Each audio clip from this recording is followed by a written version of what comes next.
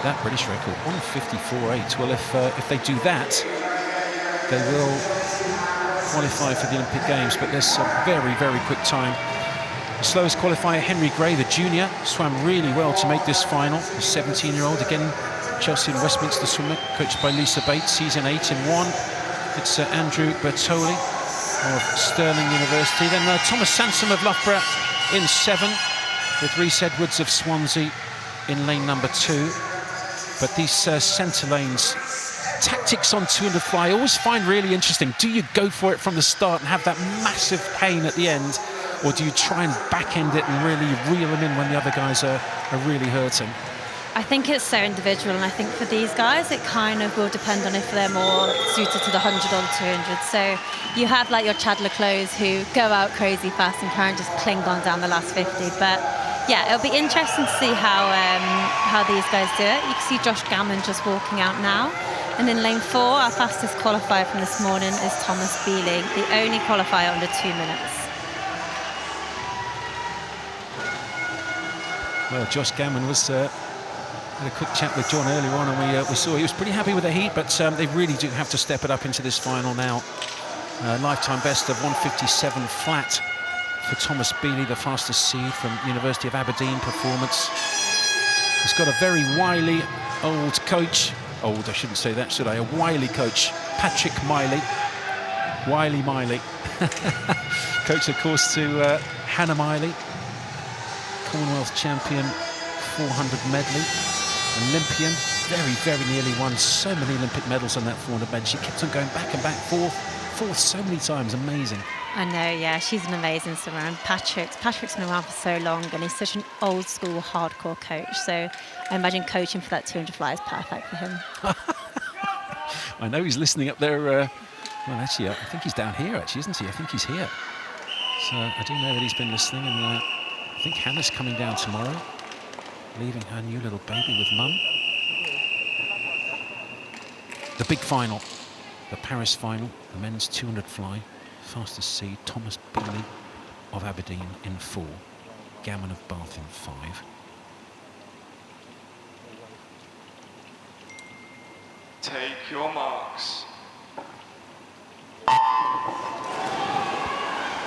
Such a tough event this, the men's 200 metres butterfly final. Really good starts right in the centre, the black hat of Josh Gammon. He's allowed 15 metres underwater, and I've got to tell you, he came up right on the edge of that. Used the full 15 metres underwater. Really good start from him. Yeah, and I think that's exactly what you have to do. They say underwater is the fastest stroke. If it was a stroke, it would be the fastest. So, yeah, it's interesting to see how these guys are going to do on their turns throughout the race. But he's making the most of this turn again, coming up just before 15 metres. But that was a great turn. It is interesting, isn't it? Because spending a long time underwater, particularly at the start of a 200 fly, as you say, it is the fastest element of the race, the underwater, which is slightly counterintuitive, isn't it? You'd think it'd be faster on top, but if you do a great turn, and he's really good at turns, it is faster. Just talk us through this turn here, Molly.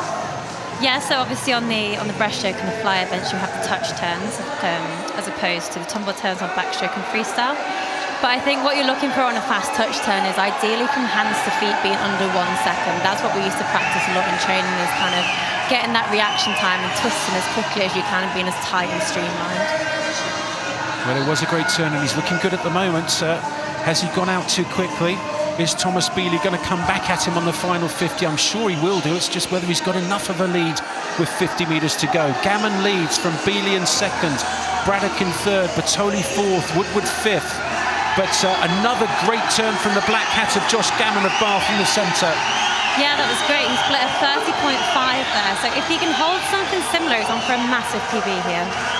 Well, the consideration time for the Olympic Games is 1:54.9. That's a massive ask, but he is swimming away from the field, and he does look good here. His lifetime best is 1:58.1. Well, he's going to kill that, I'm sure.